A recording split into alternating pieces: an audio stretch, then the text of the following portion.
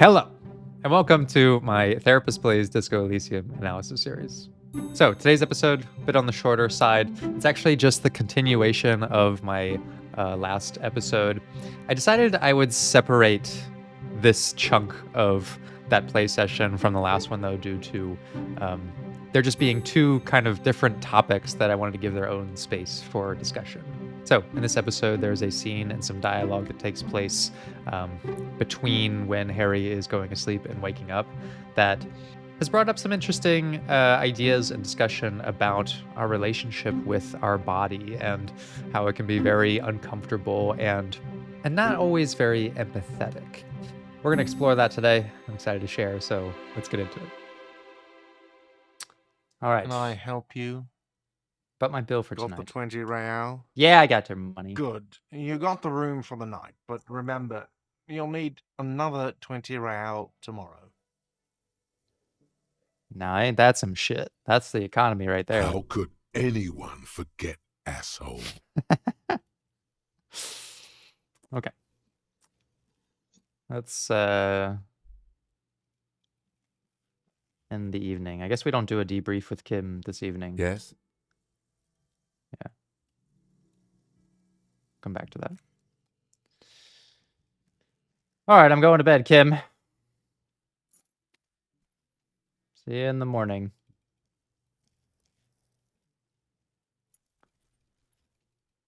The bed is still cold from the broken window, and not too inviting. But it's yours. You've earned it. Go to sleep. The bed is still cold from the wind blowing in from the broken window. The mattress creaks as you close your eyes and try your hardest to fall asleep. Here we are again, my broken bird. The waves are coming, carrying you away. But you can't go. No, you have to stay. Always half aware of yourself. Oh, thank you. Thank fucking God. The game gave me something like that I actually want to talk about. Like whatever weird shit this is going on in our psyche. I'm I'm not sorry, but I am sorry. Like, look, I'm here to talk about psychology. I'm not here to talk about politics. There's other people who want to talk about that. You're not cooperating. No, I'm not. Brother man. Why? It's your disgusting body. Even through your sleep, you feel a vague discomfort suffusing it. Your belly and your sides are unpleasantly tender. You wish you could curl up into a fetal ball of safety. But you cannot, because of the pain. Oof. And there's a lot of it, ever present in your organs. It's like every one of them has their own nasty song to sing. I find this so fascinating. So, I have some colleagues who work in more like eating disorder territory, and I have a lot of conversations with them about how they use different theoretical frameworks to talk about like anxiety of the body, right? And personifying and giving like more human-like traits and roles and perceptions to like bodily functions is one of the ways to humanize, right, those things, because from what I understand, the experience of someone struggling with an eating disorder is like a lot of it is about control, right? And trying to exert control over bodily functions, which are all very autonomic, right? We don't control like how we digest things. We're controlling we're trying to control our cognitions and our behaviors and our emotions by like basically denying the body its natural processing of things that we feed it, or hijacking it all together in the case of like bulimia. And the way it's talking about this, like our body is like an antagonist to us. Like we've done so much damage to it, but now that we're trying to like right our wrongs, it's reacting to what we've given it, and our relationship with our body is like really negative. And I've definitely experienced like aspects of this too. Like I've been underweight, I've been overweight, I've been, lots of things in between. And I've talked about this in some other videos, not in Disco Elysium, but when I was doing anime stuff, that like I have my own problems with like eating and my relationship with food. And yeah, like when I started talking to my colleague about this kind of stuff, it started enlightening me to like how my conversation with my body often goes, where I'm like, personify it for a second. And I ask myself, okay, what do I ask my body to do? Like if it were a person and all the things I were asking it to do, I'm asking it to wake up early, right? Even if I've stayed up a little bit late, I want you to wake up early. I want you to feel at your best and get moving right away, right? Like no time for slowdown. I want you to be like in, a high performance mode at all times. And I'll feed you just enough that you can kind of get through the day, right? And this is at times where I was like really trying to lose a lot of weight. I want you to be focused all the time, right? No room for mistakes. You got to make it to work on time. You got to be moving around, walking around, like, teaching class, doing therapy, all these things. And I'm still not going to feed you very much. Okay.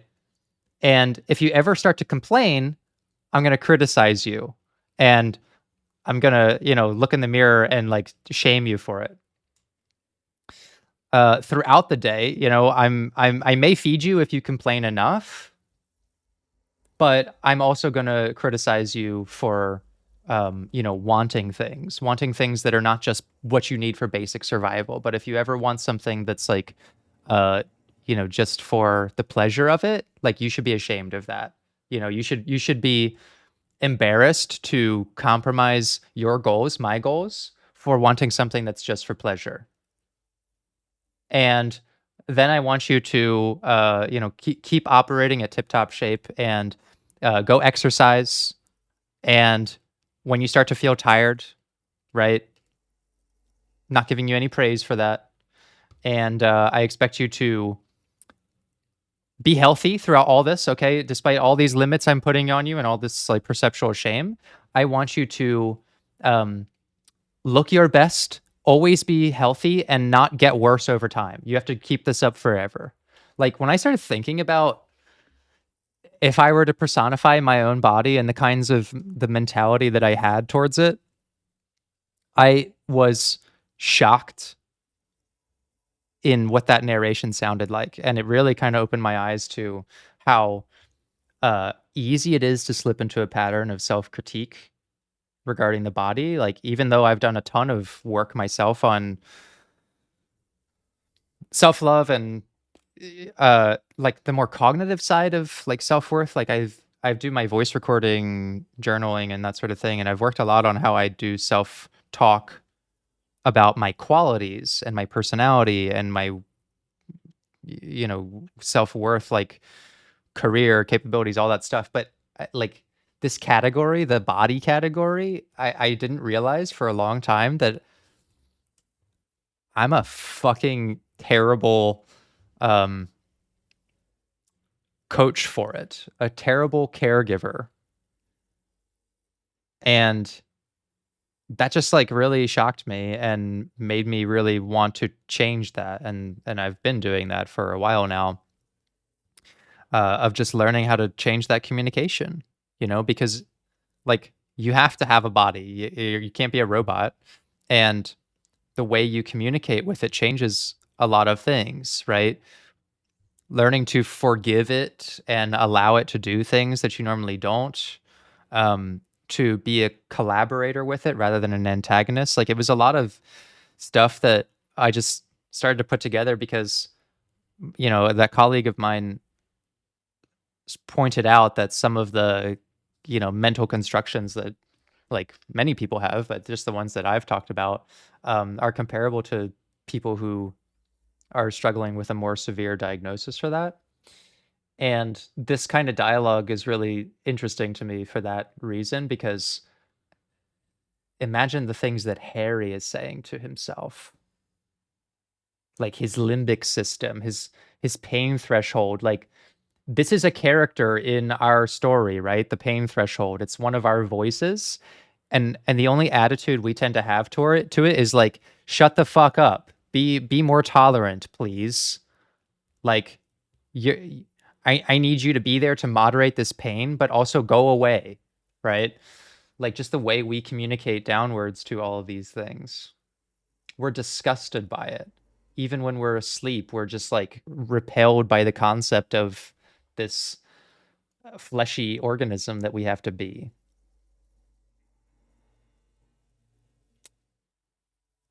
Every organ has their nasty song to sing. Like, this is harrowing stuff. Every cell in your body is moaning in agony, asking, what did we ever do to you? Fucking what? Hey, yo, I'm here. I am talking about how, like, you need to develop empathy towards your body, and the game just comes out with that. Like, it's so scary how often it has done this. Yeah, imagine what this is exactly what I was talking about. Imagine the dialogue of your body back. Like, can you please stop working me so hard? Like, I'm trying my best. Like, what did we ever do to you? I'm sorry, cells. It's all me. It's my fault. This is like how I feel, genuinely. I am sorry to the years I put my body through things and never gave it any credit or thanked it for things. Just thanked it for staying healthy. This is hitting deep, actually. Now, you're finally thinking about something other than yourself. Let's see how far that'll get you. I think I need medical attention. Oh, yes. They'll check you out, give you some pills, make it all okay. The Wonder Makers. Don't be stupid, Harry. It's not happening. They don't make new kidneys and livers in hospital. All you've got to do is pray to God it passes and stare at the flickering darkness. Yeah, one of my like greatest fears is that, like, man, when your body is on a downward spiral, like if you've done too much harm to it, it feels like there's no recovering from it in some ways. Like, okay, if you've done damage to a part of it, it's not like they just make new organs like this. My favorite film of all time is Synecdoche, New York, by Charlie Kaufman. And a big theme in that story is some of the health anxiety that Philip Seymour Hoffman's character feels. Like, he's constantly feeling like he's sick. And just the natural decay of his mind and body is just always marching on. And that theme really speaks to my whole like death anxiety angle that I've talked about as well. You're just stuck here, in the half world. Could try looking at other people, really looking. But why would you want to start doing that? Just get me out of here then, back to the other place. Oh, baby boy, you're already in the other place. There's no nourishment for you tonight. Maybe tomorrow. Maybe if you know, like, took a lot of drugs before you go to sleep, that'd do the trick. We're trying to heal our relationship with our body, electrochemistry. Maybe if you weren't so hard on yourself. It's so scary. It's like empathy, especially, just speaks at the like most precise times. As soon as I'm giving commentary about like self-empathy, this one tends to chime in. I swear that the amount of times me and this game have been like perfectly in sync is so terrifying. What do you think you're doing right now? Coming to some greater awareness? Yes. Look at all these lights blinking in and out of existence. Thoughts! You're just pretending that you're asleep, even to yourself, while the world goes on without you. Let it. Let it. But it never seems to let you go, does it? Time to rise and wipe that shining sweat off as best you can. Gather your bearings. Rock and roll. This was fascinating. Here's my fucking concern, though. I may actually split this into its own video, because my concern is that, you know, if I pair these two subjects together, people are only going to be responding to my fucking terrible takes on politics, and none of the stuff that I'm actually here to talk about. We'll see. We'll see what I do.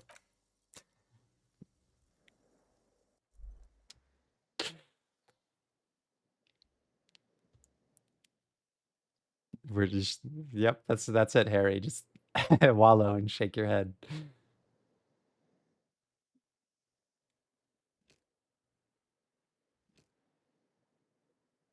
Okay, we're back alive. I think that's the place we're gonna pause this episode. Okay, well, that's another chapter in our Disco Elysium playthrough ended. Really interesting stuff. I'm really, like, always captivated by those. I don't know if they're supernatural. I don't know if they're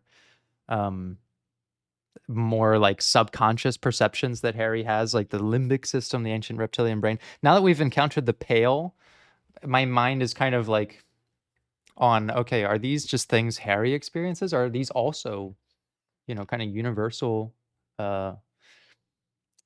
things that everyone struggles with? Like, does Kim have a limbic system that talks to him in his sleep? Maybe he does. Does he have his own spirit decor and suggestion voices that tell him he should you know, treat me a little better, that he ignores? Maybe that's going on. So yeah, that's what we're up to so far in the game.